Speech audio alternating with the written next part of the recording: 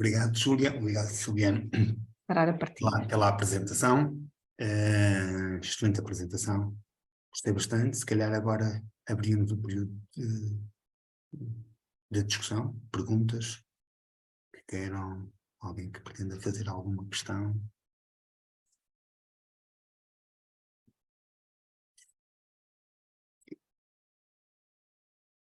Eu se calhar posso começar já.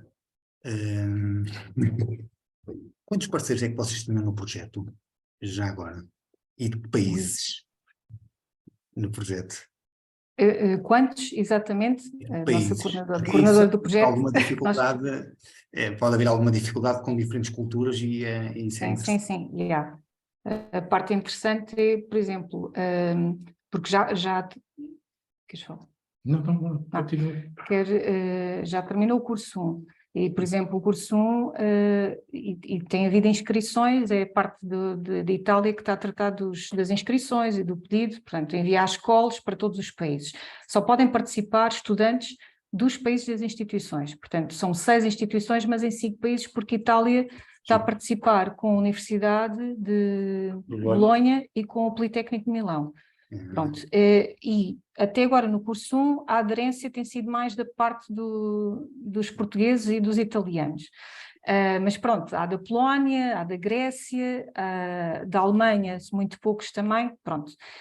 Os parceiros, o que acontece é que entre uma das partes interessantes em termos deste consórcio é que quase todos os formandos de Portugal são profissionais da área. Estamos a falar de pessoal da Câmara, ainda hoje de manhã tivemos uma reunião com a coordenadora do projeto e ela achou interessante que uma das alunas que ela tem é uma reformada, por exemplo, da Câmara, já não me recordo se era de Grândola, como isto fica gravado, se eu tiver a dizer alguma asneira, Susana, peço desculpa. Mas, ou seja, muitos dos formandos portugueses, a maior parte não são estudantes da área da construção. São, por acaso, uma das coisas que os nossos colegas têm queixado, é que não tem havido muita adesão de alunos para a área da construção civil. Mas da parte dos profissionais houve muito interesse e eles gostaram imenso Portanto, este primeiro curso é um curso mais abrangente de tudo que... É quase como se tivessem feito um levantamento do que é que está atualmente a ser aplicado na construção e depois o que é que até 2050, o que é que vai ter que ser feito. Portanto, há aqui um longo percurso. Da parte da Itália, por exemplo, completamente diferente. Eles acham quase impossível e não conseguiram enviar nenhum profissional da área. São todos estudantes de construção civil. Portanto, é interessante ver aqui estas dinâmicas diferentes. Ou seja, para nós em Portugal temos muita facilidade em captar profissionais da área, mais do que estudantes, em Itália não.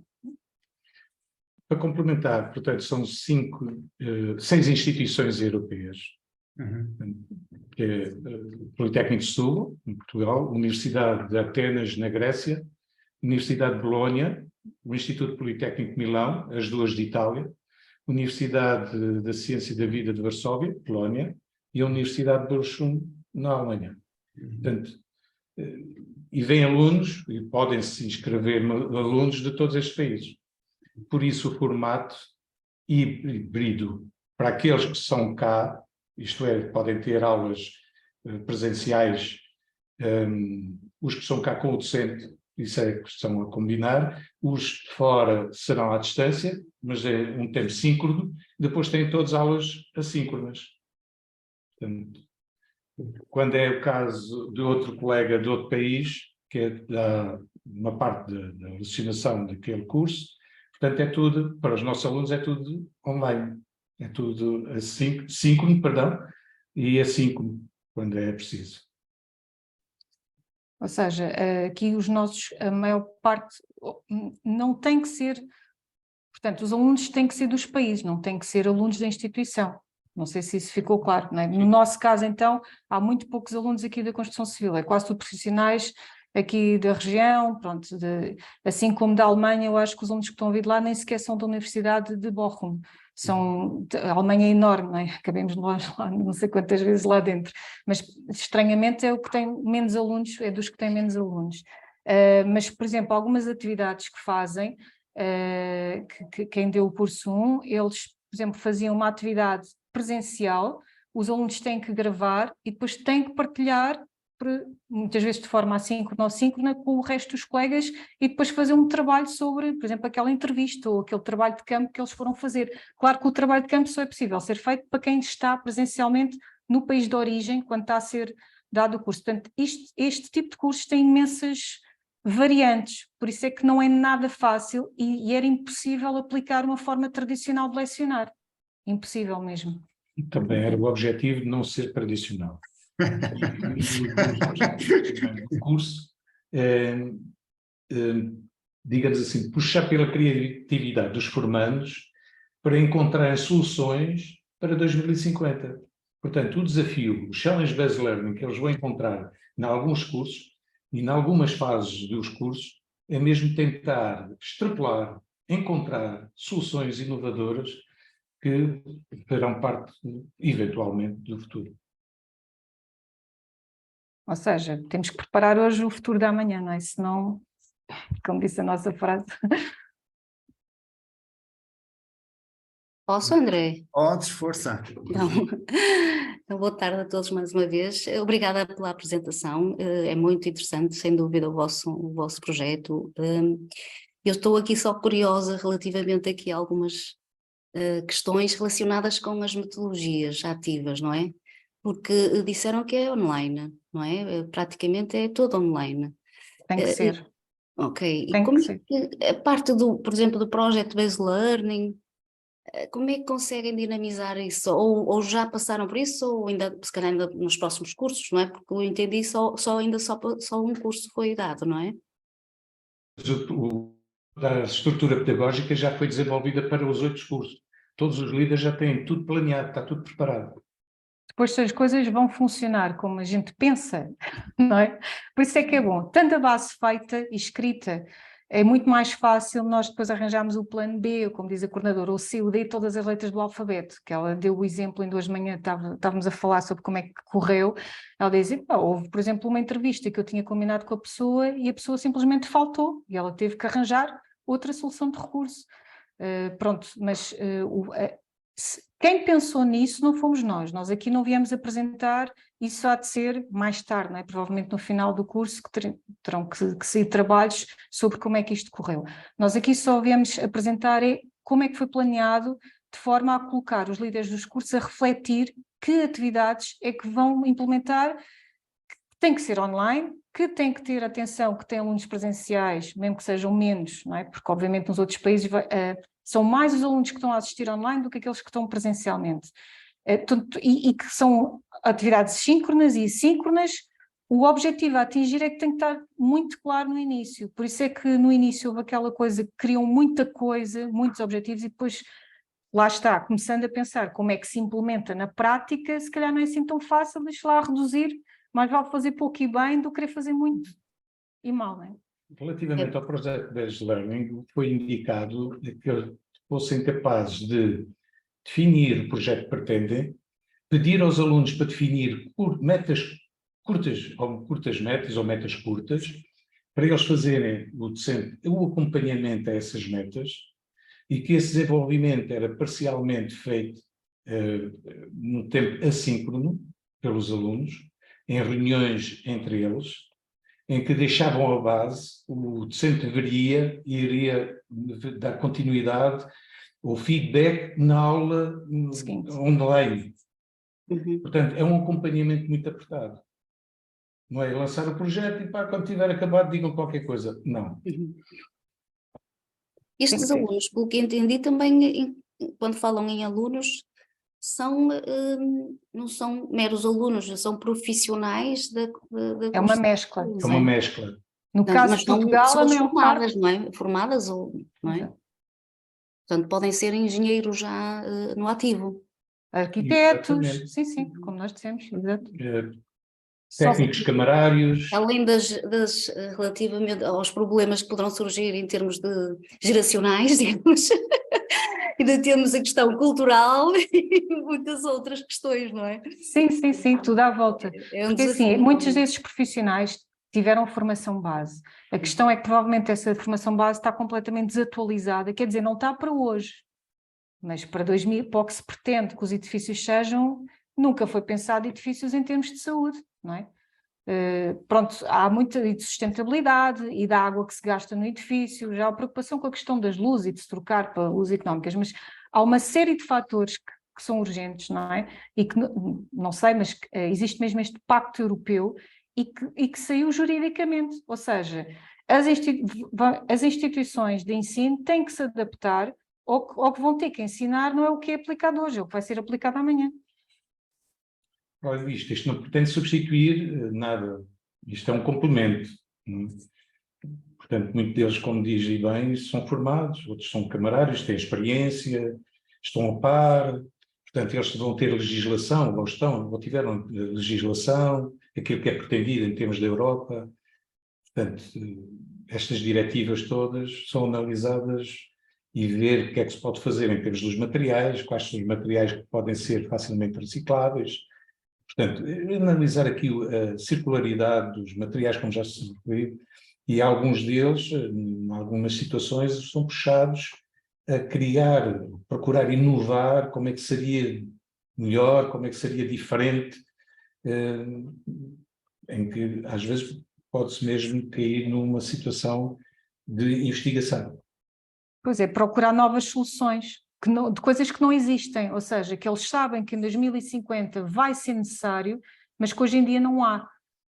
Por isso é que, não sei se repararam, mas uma das coisas de avaliação que está ali, a brainstorming, uma pessoa normalmente não associa brainstorming com uma atividade de avaliação. Como? Mas isso tem a ver com uma especificidade muito particular de um dos cursos, que um dos objetivos que eles colocaram é fomentar, por exemplo, a criatividade para criar novas soluções, até de negócio, porque assim, se os produtos mudam, o negócio, a forma de vender as coisas também muda. Então, nós até questionámos na altura, mas o coordenador disse, não, eu vou usar o brainstorming para ver se eles conseguem atingir, porque o que eu quero avaliar é a criatividade, e não vou avaliar a criatividade com uma questão, com uma forma tradicional de avaliar, digamos assim. Portanto, como o que se tem que atingir é diferente, tem que se pensar também outras soluções fora da caixa, outras formas diferentes de atingir o que se quer. Essa para mim foi a experiência mais interessante, é ver, pronto, que afinal conseguimos, quando há necessidade, né, a necessidade de aguçar o engenho, as ideias vêm. Obrigada e parabéns pelo projeto, sem dúvida muito interessante. Mais alguma questão? Bill, força. Bill, não te estamos a ouvir. Desculpe, tenho alguns problemas técnicos aqui. Em relação às atividades síncronas e assíncronas, qual é a vossa percepção em relação às vantagens e desvantagens desses dois modos, digamos, da aprendizagem? Portanto, relativamente a estes dois modos de funcionamento, digamos assim, no modo síncrono, há aqui uma atenção do docente, há uma particularização da atenção do docente para com os grupos ou para com o indivíduo em si. Na atividade assíncrona, que é diferente da síncrona, portanto, foi sempre recomendado fazer atividades diferenciadas, os colegas têm o apoio, para além do fórum, podem sempre introduzir as suas questões e o docente estará disponível para responder logo que possa, por isso é que é assíncrono. É feito de forma a que os colegas se possam suportar uns aos outros, se possam combinar, se possam criticar no bom sentido, criticar no sentido construtivo, na criação de um determinado objetivo, de um determinado fim que o docente pretende. Eu posso complementar com algo que acho que é importante e que não referimos ainda. É que, porque estas atividades síncronas e assíncronas? É que, para além de serem países diferentes, estamos a falar com horários diferentes. Nós, por exemplo, daqui para a Grécia temos 2 horas de diferença. E é assim, posso-vos adiantar, isto ainda estamos que, não, mesmo assim, não foram, todas as vagas que existiam não foram preenchidas. Muitas por causa do problema do horário. Porque ser 9 horas aqui, são 11 na Grécia e depois interrompe a hora de almoço, portanto, quantas mais horas síncronas, porque não estamos a falar de um curso nacional. Provavelmente estes cursos que foram preparados, se fossem só em Portugal ou só em Itália, não é? Com o calendário que tem, se calhar estávamos a falar só de 5 horas letivas síncronas. Ponto. O problema, porque é que das 5 teve que se converter, isso foi o principal motivo. É porque era muito difícil arranjar mais do que 3 horas por semana, porque estamos a falar 5 horas por semana, mas é assim, estamos a falar de profissionais, pessoas que trabalham. No caso dos portugueses, são quase tudo profissionais. Eles não têm 3 horas quando chegam a casa, têm que ir jantar, que têm que ir dormir, não arranjam 5 horas na semana, nem pensar. E portanto, aqui já é noite, lá já é tardíssimo. Exato. Portanto, e é assim, então não conseguimos construir uma turma multidisciplinar nem multicultural. Portanto, o tempo síncrono teve, e mesmo assim ficaram 3 horas síncronas e 2 assíncronas, o que mesmo assim dificulta para alguns estudantes. Mas, pronto, foi o que se conseguiu ali em termos de negociação. Mesmo essas 3 horas não foram dadas seguidas, teve que se partir em hora e meia. E mesmo assim, digo-vos que foi um problema conseguir arranjar 2 dias por semana, 1 hora e meia, que funcionasse para todos os países, para as 6 instituições. Portanto, este tipo de formação, quanto mais global, eu acho que mais reduzido começa a ser... Mais assíncrono é necessário. Exato. Começamos a ter que... E assim, as atividades assíncronas têm que servir ou para a preparação dos trabalhos daquilo que se vai abordar nas horas síncronas, ou eventualmente para a continuidade. Vamos imaginar, eu nas minhas horas síncronas posso lançar um projeto, já que a Anabel estava a falar do Project-Based Learning ou do Problem, e depois utilizar as horas assíncronas para os alunos desenvolverem esse projeto. Este no curso 1, eu sei que a coordenadora teve, do curso, teve que fazer grupos de portanto, com vários alunos de vários países, portanto, e isso mesmo assim fora das 25 horas, portanto, não é por acaso que são 3 ECTS. 3 ECTS, cada ECTS aqui são 27 horas, portanto, seria um ECTS. Porquê é que são 3? Porque eles, para estarem num curso deste tipo, têm muito mais trabalho autónomo fora, que têm que se organizar, não é? E aí, as horas assíncronas é o apoio que o docente dá e tem que dar, pode não ser naquelas horas fixas, mas naquela semana tem que apoiar os alunos, seja de que forma for, pela plataforma Moodle, pronto, tem que arranjar uma forma de apoiar no mínimo aquelas horas, mas os alunos têm muito mais trabalho fora disso.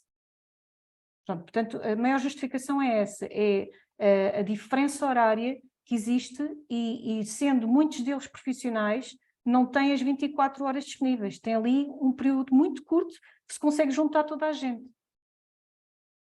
Espero ter respondido. Ao mesmo tempo é interessante porque esses profissionais trazem inputs para o curso. Trazem novidades, trazem a sua experiência, e o que é muito bom para os outros, têm outras experiências, essa partilha de experiência de vários indivíduos profissionais dentro da mesma área, mas de países distintos, com culturas diferentes, de legislação algumas diferentes, porque são algumas legislações locais. Portanto, é interessante depois ver esta partilha de informação e procurar ultrapassar aquilo que são.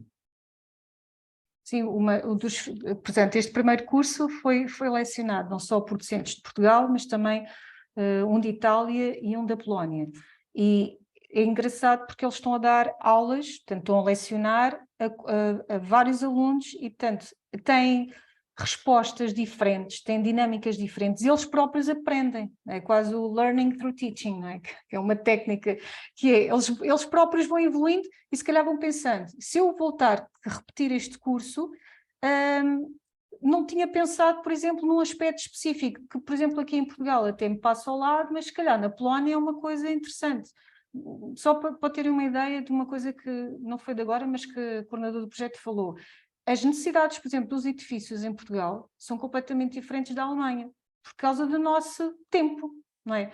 Portanto, e conseguir fazer aqui um curso em que eles todos têm que só escutar uns aos outros, não é? E arranjar soluções que sejam suficientemente flexíveis e que se possam adaptar a cada contexto diferente, é uma coisa muito interessante. Ainda temos muito caminho para percorrer, mas é assim, começa-se por refletir nisso, não é? E isso é bom. O que justifica muitas horas assíncronas.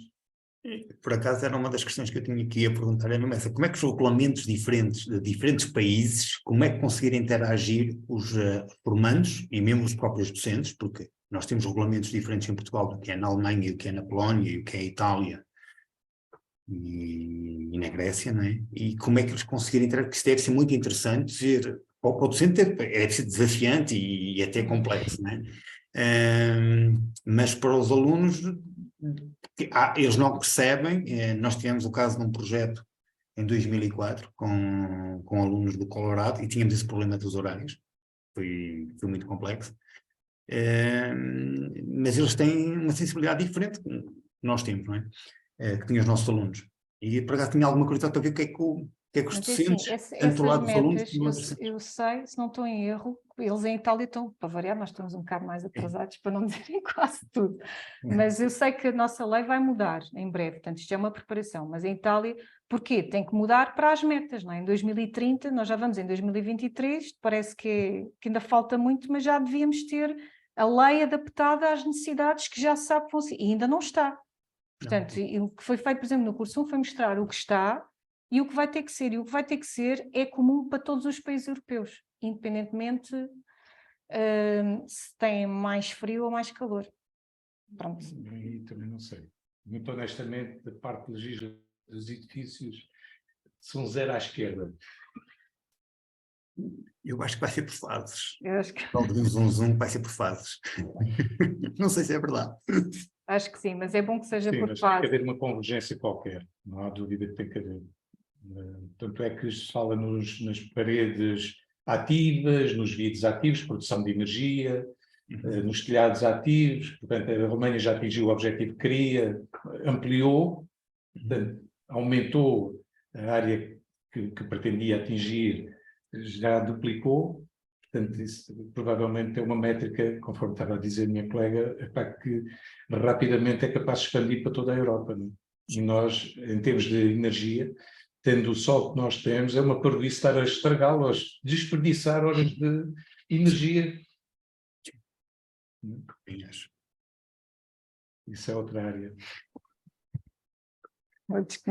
Não é pedagogia ou educação na engenharia. Mas pronto. Mais alguma questão? Permita-me só, boa tarde. Não vou tirar muito tempo porque já são 6 e peço desculpa por não conseguir estar a toda a apresentação, mas é muito interessante. Mas estava aqui a pensar que, e falando das metodologias e dos espaços, é muito interessante mesmo, mas alguns desafios são novos no sentido de que nós não contávamos com isso. A internacionalização vai muito além de aulas de inglês, mas estão estes desafios muito específicos que nunca imaginaríamos, os fusos horários, regulamentações diferentes, e portanto isso exige muito mais, digo eu, da preparação de um docente e articular-se entre todos nós, não é? E eu acho que isso também é muito interessante e imagino a carga que vocês têm, a carga de trabalho adicional que muitas vezes não está contabilizada quando estamos a definir, pois, um curso... É morar a camisola. E esperar que isto possa contribuir para alguma coisa importante. Eu vou dizer crescer uma coisa, pronto, mais nada, ver que estamos a arquitetar toda uma pedagogia, uma estrutura. Exatamente, até o próprio modelo de trabalho, não é? Falar com docentes que às vezes não estão... como é que eu dizer isto? É difícil a mudança. Tem outras formas de pensar, outras formas de agir, e agora tentar convencer que para um tipo de curso deste tipo temos de estar muito atentos às particularidades, então as coisas não vão correr bem, as pessoas vão se sentir de fora do processo e provavelmente vão abandonar. Portanto, há aqui N fatores que depois temos que chamar a atenção e influenciar. E oportunidades, porque são modelos, não é? No fundo são modelos de trabalho conjunto. E é assim, às vezes as pessoas, e é verdade, este tipo de projetos não pagam as horas que a pessoa dedica, nem pouco mais ou menos, não é? E há muita tendência de, eu acho, os docentes pensarem só do ponto de vista deles, ou seja, aquilo que eles acham que vai funcionar, e esquecem-se que eles têm que pensar como se eles fossem os alunos. A questão de, houve no início, por exemplo, do projeto, que recordo-me das primeiras reuniões, de haver muita resistência porque é assíncronas e assíncronas, teve que se bater literalmente o pé e dizer, porque dos alunos, não há nenhum aluno, e mesmo assim pronto, ainda se conseguiu um número considerável de participantes, não é? Mas então o número de participantes seria muito menor, porque as pessoas não têm disponibilidade. O tempo hoje em dia, não é? É reuniões de manhã à noite, é o trabalho, é assim, nós temos que pensar, se nós temos isso, os alunos não estão melhores. Eles são solicitados para muita coisa. A gestão do tempo, é assim, eu acho que tem que ser cada vez mais eficaz. E ao ser mais eficaz, não podemos estar aqui 2 horas a falar do sexo dos anjos, não é? Portanto, eu só, em vez de 2 horas, só tenho meia hora, eu tenho que ser altamente eficaz, eu tenho que planear aquela meia hora, qual é a técnica para planear, e eu acho que há muitos docentes que não estão habituados a isso. Ou seja, estão habituados a, tenho 2 horas, eu vou explicando, portanto, custa mais mudar mentalidades. É uma das conclusões. É muito estrutural, não é? Falando agora de mudar mentalidade é algo estrutural. Portanto. E principalmente pessoas que nunca, eu acho que pessoas que viajam e que foram lá para fora e que tiveram contacto com outras realidades têm uma abertura mental muito maior do que, pronto, é preciso sair para conhecer, às vezes até para dar valor àquilo que a gente tem cá dentro. Mas o ver outras realidades ajuda imenso a pessoa a ganhar a percepção, epá, tem que mudar, porque senão eu estou mal. A pessoa, se não vê à volta, acha que nem está assim tão mal. É preciso sair fora da caixa. Exato. E também para dizer que estou curiosa agora com o artigo do CISP. Se vais explorar essa... Eu também. Obrigada. Obrigado, mas não vai ser tanto quanto vocês vão esperar, não é? Não. Temos que ir rendendo, isto é uma árvore que dá frutos. Então temos que ir colhendo os frutos consoante estão maduros, não amadurece tudo ao mesmo tempo. Exato. Mas aguça a curiosidade, não é? E quem sabe um próximo projeto. Sim, o CISP é mesmo a apresentação. Aqui nós tentámos não repetir, porque acho que isso não faz sentido, não é? Não. Mostrar mesmo que, assim, para quem quiser dar formação ou construir um curso, tem que ter cada vez mais atenção a estes aspectos.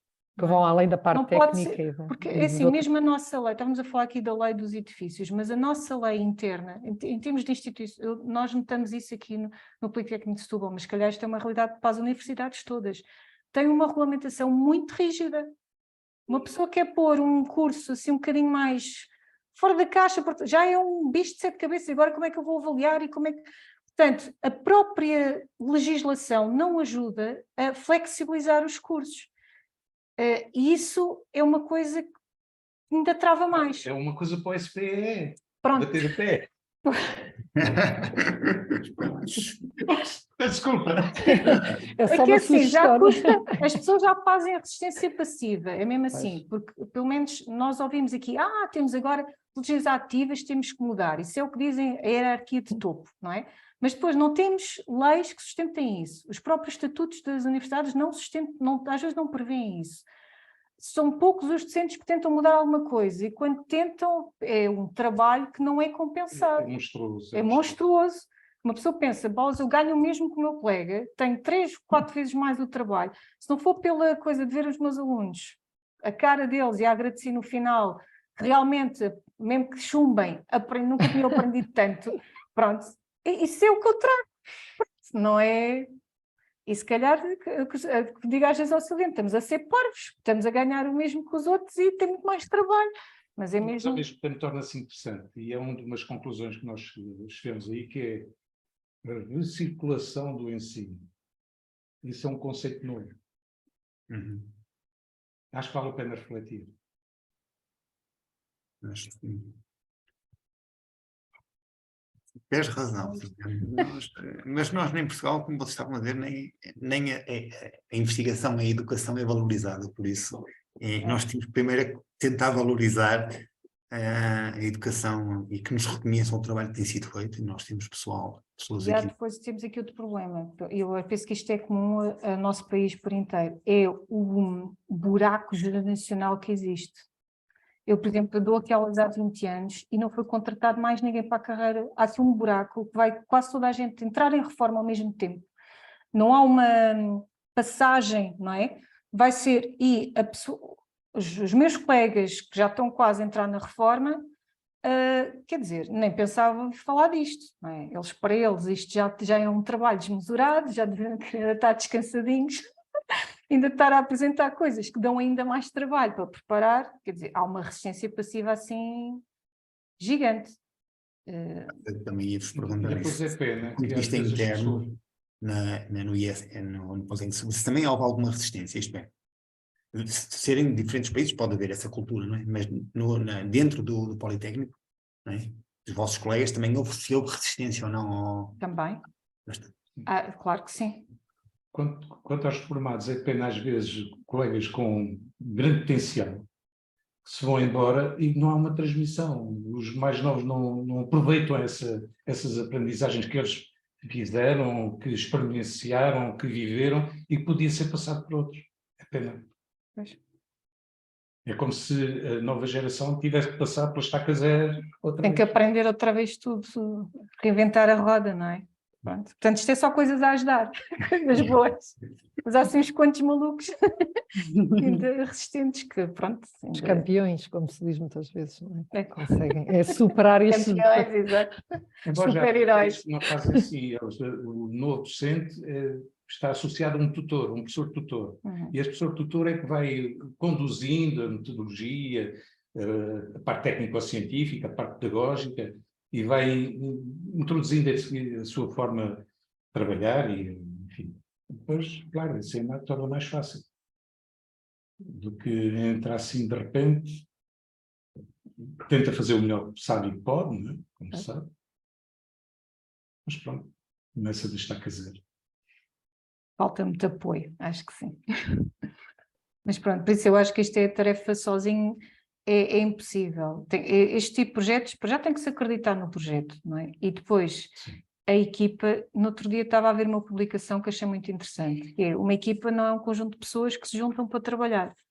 É um conjunto de pessoas que têm que confiar umas nas outras e que todas têm que estar a remar para ali. Não é? Eu costumo dizer, eu não tenho que dar 50% e o outro só dá 20%, ok, só dá 20%. Agora, quando aquele que pode dar 20% só está a dar 5%, isto depois, em cima dos mesmos, é muito complicado. Portanto, ou seja, somos poucos, mas tem que haver equipas para se fazer alguma coisa, tem que se acreditar no projeto e tem que haver equipas de pessoas que confiam umas nas outras e que estão a remar para o mesmo lado, para haver, quiçá, algum resultado positivo, daqui sabe-se lá quanto tempo, não é? Mas precisa acreditar. Portanto, não é fácil, mas pronto, é o que temos. Mais algum comentário? Alguma questão? Não? Então, se calhar, ia aproveitar então para encerrar e agradecer a todos os presentes. Claro, um agradecimento muito especial, tanto à Júlia como ao Ciliano, pelo projeto que nos apresentou hoje, e agora estamos cada vez mais curiosos a tentar saber mais informação, mais resultados do projeto. E já aproveito para já agora, só um momento, para anunciar o próximo SPA às quartas, não é? E vai ser no dia... estão a ver? Estão a ver no ecrã? Pronto, vai ser, o título ainda não sei se será este, Skill Up Project, também é um projeto, e que será apresentado por Carlos Maio e pela Mara Caeiro, que esta é uma empresa da área que não é de recursos humanos, mas que tem trabalhado na área da indústria aeronáutica, com o cluster aeronáutico, tem trabalhado em vários projetos também, Erasmus+, onde estiveram a definir uma série de competências e necessidades para as profissões na área da aeronáutica